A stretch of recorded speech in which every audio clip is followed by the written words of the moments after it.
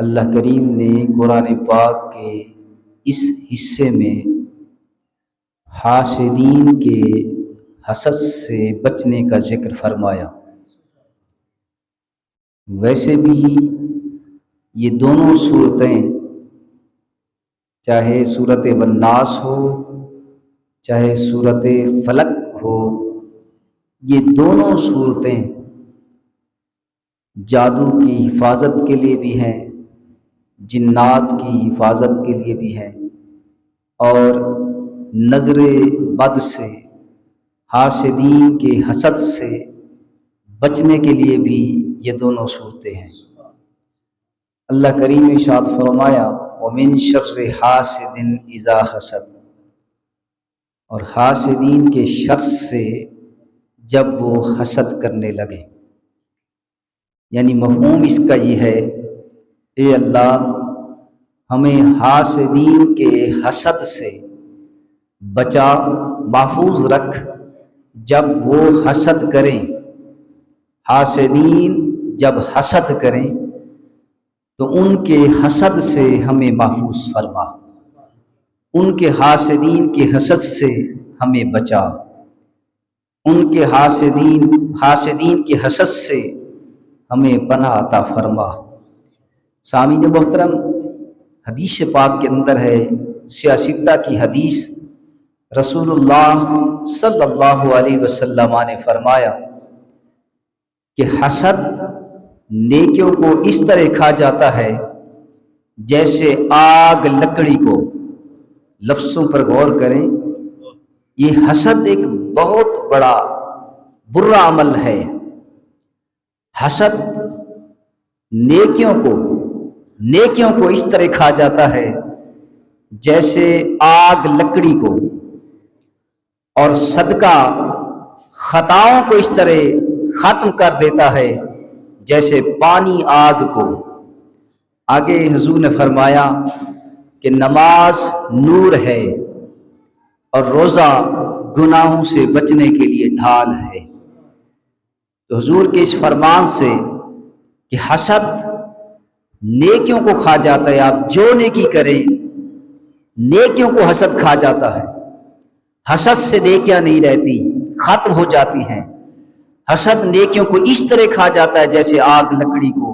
اگر لکڑیوں کو آگ لگائی جائے تو آگ لکڑیوں کو کتنی تیزی کے ساتھ کھا جاتی ہیں، لکڑیاں ختم ہو جاتی ہیں، اسی طرح نیکیاں بھی ختم ہو جاتی ہیں۔ حاسدین کے حسد سے بچنے کے لیے اللہ کریم نے یہ آیہ مبارکہ، یہ سورہ مبارکہ نازل فرمائی۔ تو سامعین محترم، حسد سے بچیں۔ دل کے اندر اگر حسد پیدا ہو جائے، حسد کسے کہتے ہیں؟ حسد کیا ہے؟ حسد کسے کہتے ہیں؟ حسد کا لغوی معنی یہ ہے کہ کسی کے بارے میں برائی چاہنا، کسی کے بارے میں برائی چاہنا، یہ حسد ہے۔ اور حسد کا اصطلاحی معنی کیا ہے؟ حسد کا اصطلاحی معنی یہ ہے کہ اللہ کریم کسی شخص کو بھی نعمت عطا فرمائے اور اس کے بارے میں یہ چاہنا کہ یہ نعمت اس سے ختم ہو جائے، جاتی رہے، یہ حسد ہے۔ تمہارے چاہنے سے وہ نعمت ختم نہیں ہوگی جسے اللہ کریم نے نعمت عطا فرمائی۔ تمہارے ارادے سے، تمہارے چاہنے سے، تمہارے حسد کرنے سے وہ نعمت جو اللہ کریم نے عطا کرتی ہے وہ تیرے نہ چاہنے سے ختم نہیں ہوگی، تیرے حسد کرنے سے ختم نہیں ہوگی۔ کیمیائے سعادت کے اندر ہے کہ 6 شخص ایسے ہیں کہ جن کا حساب و کتاب بھی نہیں ہوگا، بغیر حساب و کتاب کے اللہ کریم انہیں جہنم میں ڈالے گا۔ حالانکہ حقیقت تو یہی ہے کہ جنت اور جہنم کا فیصلہ میزان پر اعمال کے مطابق ہوگا۔ جس کی نیکیاں ہیں، جس کے اعمال اچھے ہیں، جس کی اچھائیاں ہیں، اگر ان نیکیوں کا پلڑا بھاری ہے تو ان نیکیوں کی وجہ سے وہ جنت کے اندر، اور جس کا پلڑا برائیوں سے بھاری ہے تو اس کا ٹھکانہ جہنم ہے۔ یہ فیصلہ تو قیامت کے دن ہوگا اور حساب و کتاب کے بعد ہوگا۔ چاہے شخص نیک ہے یا برا ہے، ہر شخص کا حساب ہوگا اس حساب کے مطابق کہ وہ جنتی ہے یا جہنمی ہے۔ لیکن کیمیائے سعادت کے اندر ہے 6 شخص ایسے ہیں، 6 شخص ایسے ہیں کہ ان سے حساب و کتاب نہیں ہوگا۔ ان کے بارے میں یہ نہیں دیکھا جائے گا اس کی نیکیاں ہیں، ان کے بارے میں یہ نہیں دیکھا جائے گا ان کی برائیاں ہیں، ان کی نیکیوں کا وزن ہو، ان کی برائیوں کا وزن ہو، ان کے اعمال کا وزن ہو، کوئی حساب کتاب نہیں ہوگا۔ 6 شخص کیمیائے سعادت کے اندر کہ بغیر حساب و کتاب کے اللہ کریم فرمائے گا انہیں جہنم میں ڈال دو۔ پہلے نمبر پر علماء حسد کی وجہ سے ان کا حساب و کتاب بھی نہیں ہوگا، حسد کی وجہ سے اللہ کریم فرمائے گا اسے جہنم میں ڈال دو۔ دوسرے نمبر پر دیہاتی جو جاہل اور نادان ہو، اس کی جہالت اور نادانی کی وجہ سے بغیر حساب و کتاب کے جہنم میں داخل ہوگا۔ تیسرے نمبر پر امیر اپنے ظلم کی وجہ سے بغیر حساب و کتاب کے جہنم میں داخل ہوگا۔ چوتھے نمبر پر کیمیائے سعادت کے اندر یہ بھی آیا ہے، چوتھے نمبر پر عرب تعصب کی وجہ سے جہنم میں داخل ہوگا۔ پانچویں نمبر پر مالدار تکبر کرنے کی وجہ سے بغیر حساب و کتاب کے جہنم میں داخل ہوگا۔ چھٹے نمبر پر سوداگر خیانت کی وجہ سے بغیر حساب و کتاب کے جہنم میں داخل ہوگا۔ یہ 6 شخص کیمیائے سعادت کے اندر ان 6 شخصوں کا ذکر ہے جو میں نے آپ کے سامنے وضاحت کے ساتھ پیش کیا۔ یہ 6 شخص ایسے ہیں کہ جو بغیر حساب و کتاب کے چاہے نیکیاں کرتے رہے چاہے نہ رکیں برائیاں کرتے رہے، بغیر حساب و کتاب کے اللہ کریم جہنم میں داخل فرمائے گا۔ حضرت سیدنا موسیٰ علیہ السلام جب اللہ سے ہم کلام ہوئے اور کلام ہوتے رہتے تھے، انفرادی حیثیت ہر نبی کی اپنی شان ہے، ہر نبی کا ایک مقام ہے۔ حضرت موسیٰ علیہ السلام یہ اللہ کے وہ پیغمبر اور نبی تھے کہ جو اللہ سے ہم کلام ہوتے ہیں۔ ایک موقع پر حضرت موسیٰ علیہ السلام نے دیکھا کہ عرش کے سائے کے نیچے ایک شخص گھوم رہا ہے، یہ بھی کیمیائے سعادت کے اندر ہے۔ عرش اعظم کے سائے کے نیچے ایک شخص گھوم رہا ہے۔ حضرت موسیٰ علیہ السلام نے اللہ کی بارگاہ میں عرض کیا، یا اللہ، یہ شخص جو عرش کے سائے کے نیچے میں گھوم رہا ہے، اسے یہ مقام و مرتبہ کیوں ملا؟ یہ عظمت، یہ شان، یہ مقام، یہ مرتبہ کیوں ملا کہ عرش کے سائے کے نیچے گھوم رہا ہے؟ یہ مرتبہ ہے، یہ مقام ہے۔ اللہ کریم نے فرمایا، اے میرے نبی موسیٰ، اس کی صرف ایک خوبی تھی، اور وہ خوبی یہ تھی کہ اس نے ساری زندگی کبھی حسد نہیں کیا، ساری زندگی کبھی حسد نہیں کیا۔ اور کیمیائے سعادت کے اندر یہ حدیث ہے کہ رسول اللہ صلی اللہ علیہ وسلم تشریف فرما تھے۔ حضرت انس رضی اللہ تعالیٰ عنہ راوی ہیں، حضرت انس رضی اللہ تعالیٰ عنہ فرماتے ہیں کہ میں حضور کی خدمت میں موجود تھا، صحابہ بھی موجود تھے، کثیر تعداد میں صحابہ حضور کی خدمت میں موجود تھے۔ حضرت انس فرماتے ہیں کہ میں نے یہ دیکھا سنا کہ رسول اللہ ایک شخص سامنے آیا آپ کی خدمت میں، جیسے سامنے ظاہر ہوا رسول اللہ صلی اللہ علیہ وسلم نے فرمایا، حضور کی زبان پر یہ الفاظ تھے، حضور کی زبان پر یہ الفاظ تھے، کالمات تھے۔ حضور نے فرمایا جنتی شخص آ رہا ہے، حضور نے فرمایا جنتی شخص آ رہا ہے۔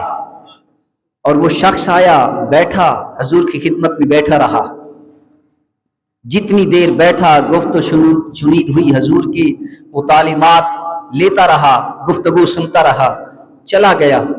دوسرا دن جب آیا تو وہ شخص پھر آیا تو حضور نے پھر کہا جنتی شخص آ رہا ہے۔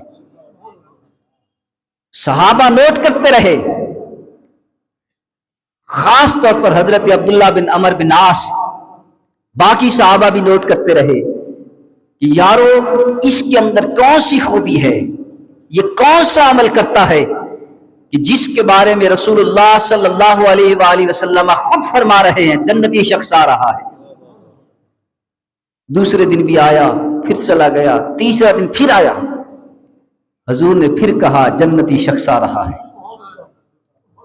حضرت عبداللہ بن عمر بن عاص کہتے ہیں کہ میں یہ 3 دن متواتر حضور کی زبان مبارک سے سن کر یہ خیال کیا کہ میں اس کے ساتھ جاؤں گا اور اس کے پاس ٹھہروں گا اور دیکھوں گا یہ عمل کیا کرتا ہے۔ حضرت عبداللہ بن عمر بن عاص اس صحابی اس شخص کے ساتھ چلے گئے، 3 راتیں اس کے پاس مہمان رہے، 3 راتیں، اور یہ نوٹ کرتے رہے یہ شخص عمل کون سا کرتا ہے۔ حضرت عبداللہ بن عمر بن عاص نے پہلی رات نوٹ کیا کہ جب بھی یہ رات کو اسے جاگ ہوتی ہے، بیدار ہوتا ہے، تو اللہ کے ذکر میں مشغول ہو جاتا ہے۔ پھر اسی طرح دوسری رات نوٹ کیا، یہی سامنے آیا کہ جب بھی یہ بیدار ہوتا ہے، آنکھ کھلتی ہے تو جاگتا ہے، تو پھر اللہ کے ذکر میں مشغول ہو جاتا ہے۔ جب تیسری رات آئی تو تیسری رات بھی یہی دیکھا کہ جب اس کی آنکھ کھلتی ہے، بیدار ہوتا ہے، جاگتا ہے، تو پھر اللہ کے ذکر میں مشغول ہو جاتا ہے۔ 3 راتیں گزارنے کے بعد حضرت عبداللہ بن عمر بن عاص کہتے ہیں کہ میں اجازت لے کر جب جانے لگا، جو کچھ میں نے دیکھنا تھا، نوٹ کرنا تھا، وہ میں نے دیکھ لیا۔ جب میں اجازت لے کر جانے لگا تو اس شخص نے مجھے پیچھے سے آواز دی کہ جو تم نے 3 راتیں جو کچھ تم نے دیکھا وہ بھی درست ہے، لیکن ایک بات سنتا جا جو میں تجھے بتانا چاہتا تھا۔ تو حضرت عبداللہ بن عمر بن عاص رک گئے۔ کیا کہتا ہے؟ اس شخص نے کہا کہ حضرت میری زندگی ہو گئی، پوری زندگی میں نے آج تک کسی سے حسد نہیں کیا، آج تک کسی سے حسد نہیں کیا۔ حضرت عبداللہ بن عمر بن عاص یہ سن کر چلے گئے کہ جو کچھ دیکھنا چاہتا تھا کہ کون سی خوبی ہے اور کون سا عمل ہے کہ جس کی وجہ سے خود رسول اللہ صلی اللہ علیہ وسلم خود فرما رہے ہیں جنتی شخص آ گیا، اس کا عمل ایک تو ذکر اللہ تھا اور دوسرا عمل یہ تھا کہ وہ آج تک اپنی پوری زندگی میں کسی سے حسد نہیں کیا۔ حدیث پاک کے اندر ہے کہ رسول اللہ صلی اللہ علیہ وسلم نے فرمایا کہ جو شخص موت کو یاد رکھے، موت کو یاد رکھے تو اس کے لیے اندر خود بخود 2 چیزیں پیدا ہو جائیں گی۔ جو شخص موت کو یاد رکھے، کل نفس ذائقۃ الموت، کہ موت برحق ہے، ایک دن مرنا ہے، اس دنیا سے جانا ہے، روح کو نکلنا ہے۔ جو شخص موت کو کثرت سے یاد کرے، 2 چیزیں اس کے اندر خود بخود پیدا ہو جائیں گی۔ ایک تو وہ ہنسے گا کم، زیادہ نہیں ہنسے گا، اور دوسرے نمبر پر وہ کسی سے حسد نہیں کرے گا۔ تو اللہ کریم نے یہ صورتیں، یہ آیت اسی لیے ہمیں یہ سبق دیا ہے، اللہ کی طرف سے ہمارے لیے انعام ہے کہ حاسدین کے حسد سے بچو، حاسدین کے حسد سے بچو۔ اللہ اکبر۔ اپنے دل کے اندر، اپنے دل کو صاف کر لو، یہ کینہ، یہ بغض، یہ حسد تمہارے اندر نہ رہے، پھر تم جو بھی نیکی کرو گے اللہ کریم قبول فرمائے گا۔ پھر دیکھ لینا اگر تمہارے دلوں کے اندر یہ بغض، کینہ، فساد، حسد یہ ختم ہو گیا تو اللہ کی طرف سے خود بخود رحمت کا نزول ہو جائے گا۔ رسول اللہ صلی اللہ علیہ وسلم کی محبت اپنے دل کے اندر رکھ، اور اگر تو اللہ کا قرب چاہتا ہے، خدا کا قرب چاہتا ہے، تو پھر یہ فرضی نمازوں کے ساتھ ساتھ نوافل کا اہتمام کر، نوافل کا اہتمام کر۔ رسول اللہ صلی اللہ علیہ وسلم نے فرمایا، صحیح بخاری کی حدیث ہے، رسول اللہ صلی اللہ علیہ وسلم نے فرمایا کہ اگر کوئی شخص خدا کا قرب حاصل کرنا چاہتا ہے تو اسے چاہیے کہ وہ کثرت سے نوافل ادا کرے، اسے خدا کا قرب حاصل ہو جائے گا، وہ خدا کے قریب ہو جائے گا۔ لیکن خدا کے قریب بھی بندہ پہنچے تو وسیلہ مصطفیٰ سے پہنچے، رسول اللہ صلی اللہ علیہ وسلم کی محبت رکھتے ہوئے پہنچے۔ اللہ اکبر۔ حضرت سمیہ رضی اللہ تعالیٰ عنہ، حضرت عمار بن یاسر کی والدہ حضرت سمیہ خاتون ہے، صحابیہ ہیں، حضرت سمیہ رضی اللہ تعالیٰ عنہ یہ رسول اللہ صلی اللہ علیہ وسلم سے بے پناہ محبت رکھتی تھی۔ ابو جہل ایک موقع پر نیزہ لے کر آیا اور اسے دھمکی دی حضرت سمیہ کو، اے سمیہ اگر تو خیر چاہتی ہے، اگر تو اپنی بہتری چاہتی ہے تو رسول اللہ صلی اللہ علیہ وسلم کا دامن چھوڑ دے، ورنہ تیرا حشر بھی وہی ہوگا جو اوروں کا ہوا ہے۔ اس خاتون حضرت سمیہ کو اس کی بہادری پر سلام ہے، اس کی دلیری پر اس کو سلام۔ حضرت سمیہ نے کھڑے ہو کر سامنے للکارا، اے ابو جہل تو میرا کیا بگاڑے گا؟ میں سب کچھ چھوڑ سکتی ہوں، اپنی جان بھی قربان کر سکتی ہوں، لیکن دامن مصطفیٰ نہیں چھوڑ سکتی، دامن مصطفیٰ نہیں چھوڑ سکتی۔ ابو جہل نے وار کیا، ناف کے نیچے وار کیا، جس سے وہ خاتون لت پت ہو گئی اور روح پرواز ہو گئی۔ کہنے کا مقصد یہ ہے، کیا اس خاتون کو اپنی جان کی نہ تھی؟ اسے اپنی جان کی فکر نہ تھی؟ ارے صحابہ یا صحابیات، وہ تو رسول اللہ صلی اللہ علیہ وسلم کے تربیت یافتہ تھے۔ آپ جس صحابی کو پڑھیں وہی حضور کا عاشق ہے، وہی حضور کا دیوانہ ہے۔ حضرت عمار رضی اللہ تعالیٰ عنہ، مخالفوں نے، دشمنوں نے آپ کو کوڑے مارے، حتیٰ کہ انگاروں پر آپ کو چتلیٹ لٹایا گیا، جس سے آپ کی پیٹھ کی چربی پگھل گئی، چمڑا اکٹھا ہو گیا، پھر بھی آپ ثابت قدم رہے۔ اللہ اکبر۔ وہ سزائیں دیتے، کوڑے مارتے، انگارے پر لٹاتے، تپتی ہوئی ریت پر اسے گھسیٹتے، لیکن حضرت عمار ثابت قدم رہے۔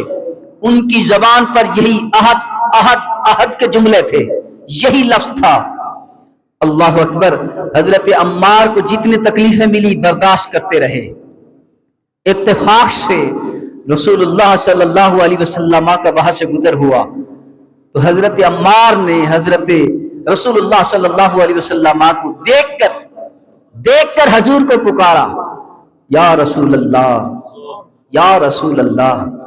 اور یہ حقیقت ہے کہ تکلیف اور مصیبت کے عالم میں جب کوئی ہمدرد سامنے آ جائے تو بندہ بے ساختہ پکار اٹھتا ہے۔ وہ اتنے تکلیفیں برداشت کر چکا تھا، کوڑے بھی کھا چکا تھا، انگاروں پر لٹایا بھی گیا، یہ ساری تکلیفیں برداشت کر چکا تھا۔ جب رسول اللہ صلی اللہ علیہ وسلم قریب سے گزرے تو اس نے پکارا، یا رسول اللہ ادرکنی، یا رسول اللہ۔ میرے کریم آقا نے توجہ فرمائی اور حضرت عمار کی اس کیفیت کو دیکھ کر، اتنا ظلم، کافروں نے اتنا ظلم کیا، رسول اللہ صلی اللہ علیہ وسلم خود پریشان ہو گئے، گھبرا گئے، اور اسی مقام پر میرے کریم آقا ہاتھ اٹھا کر اللہ کی بارگاہ میں یہ دعائیہ کلمات کہے، یا نار کونی بردم و سلاما علی عمار کما کنت علی ابراہیم۔ اے آگ، جیسے تو حضرت ابراہیم علیہ السلام پر ٹھنڈی ہو گئی تھی، میرے عمار پر اسی طرح ٹھنڈی ہو جا، گلے گلزار بن جا۔ رسول اللہ صلی اللہ علیہ وسلم حضرت عمار کے زخموں پر ہاتھ بھی پھیرتے رہے اور دعا بھی کرتے رہے۔ سیرتیں، تاریخیں، واقعات، کتابیں یہ سب بھری پڑی ہیں کہ صحابہ کرام نے کتنی قربانی دی ہیں۔ اور ایک جنگ کے موقع پر ایک خاتون تھی کہ اس کا خامند بھی جنگ میں شہید ہوا، اس کا بیٹا بھی شہید ہوا، اس کا باپ بھی شہید ہوا۔ خامد یعنی خاتون کے لیے یہ تین رشتے بڑے سہارے کے ہوتے ہیں، باپ کا، सहारा, खामंद का सहारा, बेटे औलाद, बेटे का सहारा औरत के लिए, ये तीन बड़े अहम सहारे हैं जिससे दिलासे मिलते हैं, जिससे कुछ तसल्ली मिलती है। बाप आ जाए तो बेटी को तसल्ली मिल जाती है, बाप जैसी वो पिदरी जो है मोहब्बत मिलती है। अब खामंद आ जाए तो उसके सर का ताज होता है, उसे सहारा मिल जाता है। और औलाद बेटा आ जाए तो बेटा आंखों का तारा होता है। तो उस जंग के अंदर उस खातून का बाप भी शहीद हुआ, खामद भी शहीद हुआ, बेटा भी शहीद हुआ। शैतान ने अफवाह फैला दी, गालिबन ये जंग उहुद है, शैतान ने अफवाह फैला दी कि अल्लाह के नबी शहीद हो गए। ये आवाज मदीना तैयबा के दर दीवार पर टकराई तो सारे बच्चे, मर्द, औरतें ये घबरा कर परेशान होकर मदीने से बाहर आ गए। लेकिन बाद में जंग से आने वाले सहाबा ने खबर दी, कोई ऐसी बात नहीं, अल्लाह के महबूब तंदुरुस्त हैं, सही और सलामत हैं। इस खबर से पहले उस खातून को यह खबर मिलती रही, जो भी आता, एक शख्स आया, उसने कहा कि जंग के अंदर तेरा बाप शहीद हो गया। उस खातून ने परवाह न की, परवाह न की।